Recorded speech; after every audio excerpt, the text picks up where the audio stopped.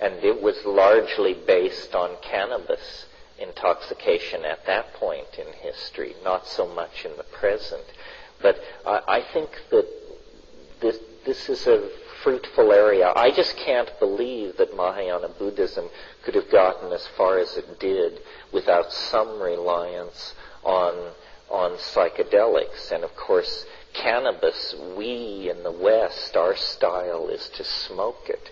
And that's a very mild way of dealing with it. I mean, if you have unlimited amounts of high-grade cannabis and you eat grams and grams of it, you will have experiences as extreme as anything that psilocybin or ayahuasca can deliver to you.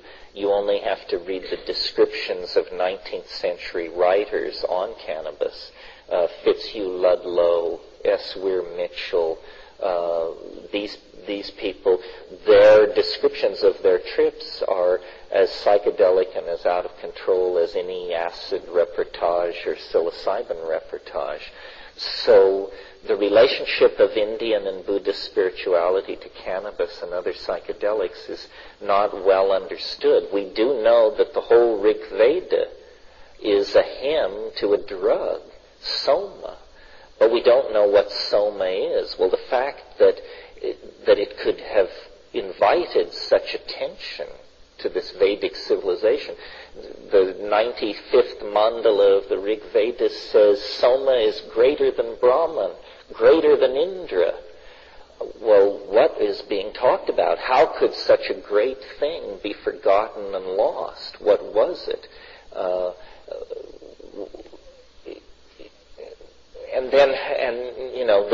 Almost as puzzling as what was it was, how could you lose such a thing?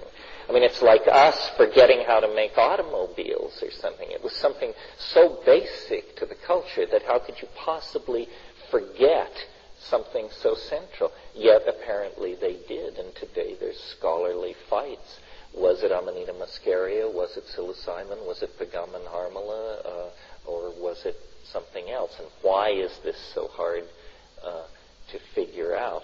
The only thing I can imagine is that it must have been eventually restricted to a priestly class of initiates, and then there must have been a social revolt from the bottom, and all those people were put to death, and then nobody knew what it was. Yeah, I think you have to push these psychedelics to reach these unitary states.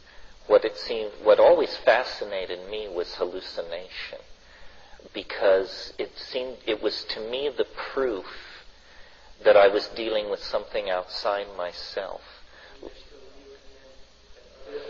Well, and here was stuff that amazed me, that I couldn't make up on my own, or that would, a single image would have taken me hours to draw and figure out. And here I was getting 28 frames a second of this unpredictable stuff. Pardon me? Who was the me in that experience? The me witnessing those hallucinations? Because that's... Well, one of the nice things about the tryptamines, I think, is they leave the sense of self pretty much intact. In other words, it doesn't distort who you are. It does something to your sensory input. DMT is very surprisingly like that. You smoke DMT, you are immediately plunged into an alien universe.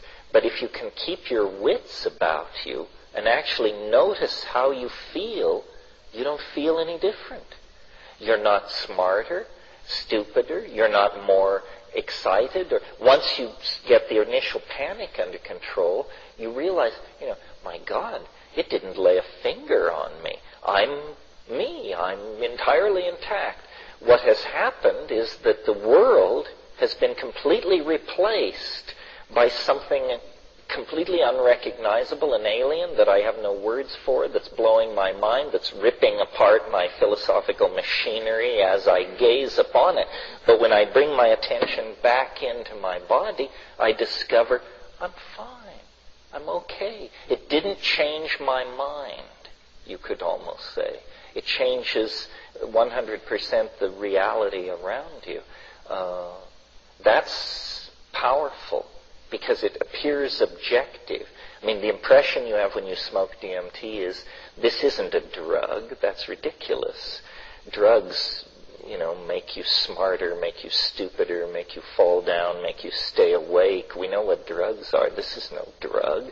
This is something else hiding under the label drug. This is a doorway into another modality that exists all the time, independent of my thoughts or feelings about it. Is that true? Well, I don't know. But it certainly doesn't seem to be a place constructed to fit human expectations. Like, one of the things that always troubled me about DMT, being somewhat of a Jungian bent, was the question, how come there's no hint of this in any mythology or religious tradition or alchemical text or fairy tale or dream or anything else? I mean, if this is so important a part of what it is to be a human being, how can it be so deeply buried, so secret, so unknown, and yet just one toke away? It's like it's still, that confounds me. Because you can read all the Hindu scripture or Sufi mysticism or all the stuff you want. Occasionally, sure, you'll find a phrase or two that could be mapped onto a DMT state, but nobody has trumpeted it. Nobody has said, this is what it is. And yet, as I say, it's spread throughout nature. It's been known since Aboriginal times. We used to, years and years ago, call it the secret. And in a way, it really is the secret. Jorge Luis Borges has a story called The Cult of the Phoenix, and he talks about a secret that seems profound and yet preposterous to the initiates. And one child may initiate another, and ruins are good places to do this. And he just goes on like this for a page and a half. Well, you realize he must be talking about DMT. Yeah. Just exactly what you were saying, the sense of, as you brought up before, we're talking about the ego and, the consciousness and the camera mind or whatever, that if we're looking at the ego as a fairly recent phenomenon, and the ego, the way I'm sensing it, the ego is a sense of self. And it really is that construct where you think, this is me, this is what I know. And the mystic traditions say the true, so-called enlightened state is the deconstruction of the sense of self. So doesn't it seem that this is what I'm getting from the journey I'm taking. I'm getting intimation, not of a loss of myself, but it is a sense of a loss of myself intact. It's like intimations of this future where we're functioning on such a different level that's beyond that ego construct. Where we're really telepathically in connection.